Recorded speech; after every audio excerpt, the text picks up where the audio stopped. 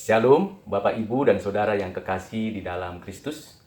Hari ini kita kembali belajar dari Katekismus Heidelberg, pertanyaan ke-127 yang berkaitan dengan doa Bapa kami yang diajarkan oleh Tuhan Yesus.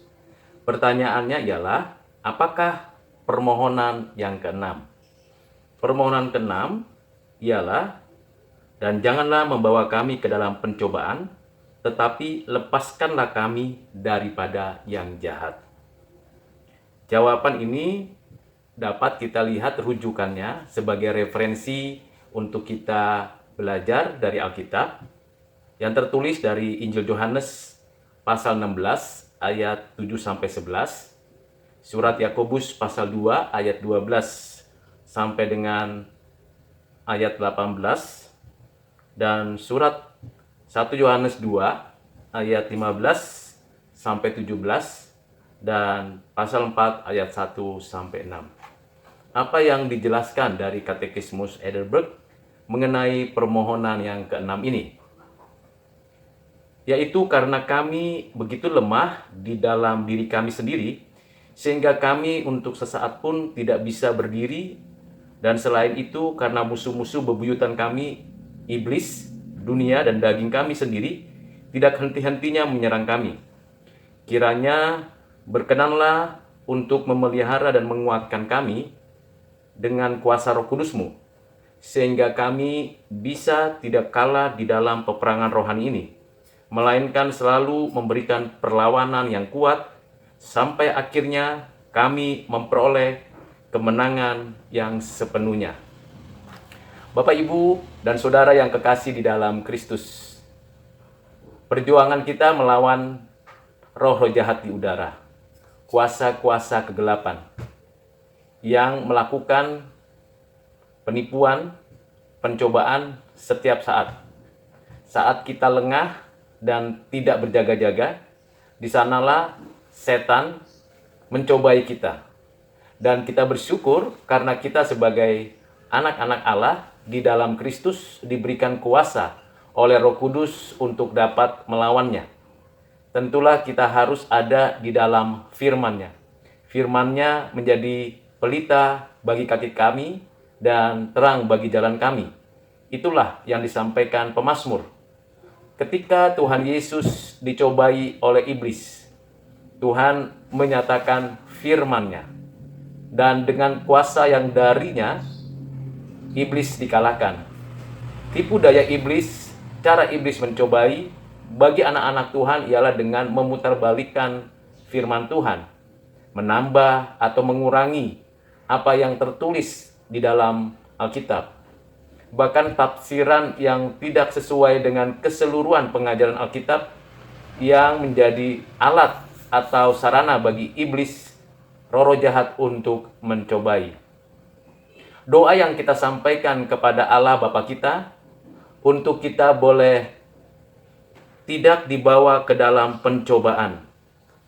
Dan kita tahu bahwa upaya dan dorongan hati kita untuk melawan pencobaan terus-menerus harus kita latih. Tidak mungkin kita berjalan sendirian di tengah-tengah dunia yang fana ini, di antara orang-orang yang melakukan kejahatan.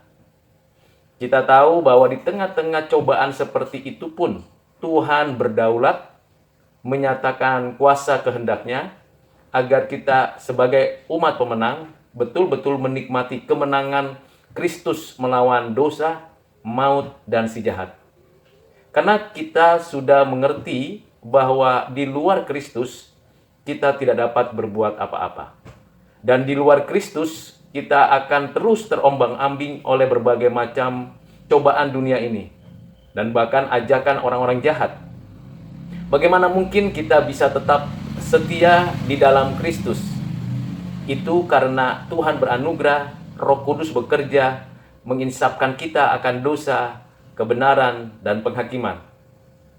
Bapak, Ibu, Saudara yang kekasih di dalam Kristus, andai kata kita sedang berada di dalam pencobaan iblis saat ini, atau gangguan dari orang dunia, janganlah bersandar pada pengertian kita sendiri atau pengalaman pengetahuan kita, tetapi segeralah berlari, segeralah mengharapkan pertolongan Tuhan. segeralah menggunakan kuasa di dalam nama Tuhan Yesus Kristus. Usir kuasa roh jahat itu di dalam nama Tuhan Yesus. Karena di dalam namanya lah kita beroleh kemenangan. Bukan karena kita fasih lidah atau terbiasa menggunakan nama Tuhan Yesus sehingga setan itu dikalahkan, tetapi karena Tuhan menyatakan kuasa kehendaknya itu di dalam dan melalui namanya. Bagian hal yang perlu kita renungkan dan pikirkan, mengapa selalu iblis roh jahat itu mencobai kita. Pertama, memang kita sedang dalam proses pertumbuhan. Semakin mengenal Tuhan, semakin banyak upaya setan untuk mencegal, mengganggu, dan menjerumuskan kita ke dalam kejahatannya. Kedua, karena mungkin ada celah, ada sesuatu yang belum kita bereskan di hadapan Tuhan. Dosa masa lalu, dosa masa kini, atau kebiasaan-kebiasaan buruk yang kita biarkan tersimpan di hati dan pikiran kita, dan kita anggap itu hal yang biasa. Celah itulah yang dipakai oleh setan, si jahat, untuk menggocok kita, untuk mencobai kita, atau mencari cara untuk kita jatuh lagi, berdosa lagi. Sebab itu, marilah kita segera memohon pengampunan dari Tuhan. Dan semua dosa kita yang sudah dipakukan di atas kayu salib, dengan iman kita percaya semuanya saat itu kita menikmati hidup yang dibenarkan dan dikuduskan. Yang ketiga, tentulah kita harus menyadari bahwa ketika kita hidup di dalam dunia ini, ada saja orang-orang dunia, orang-orang jahat yang berupaya untuk mengganggu kita, menarik kita ke dalam kehidupan dunia yang fana ini. Dengan berbagai cara, kita sadar betul bahwa kita punya kekurangan, punya keterbatasan, punya kelemahan. Karena kita masih mengenakan tubuh ini dan masih ada di dunia ini, serangan dan godaan serta gangguan dari orang dunia akan muncul, akan hadir. Kita harus berani menyatakan peperangan.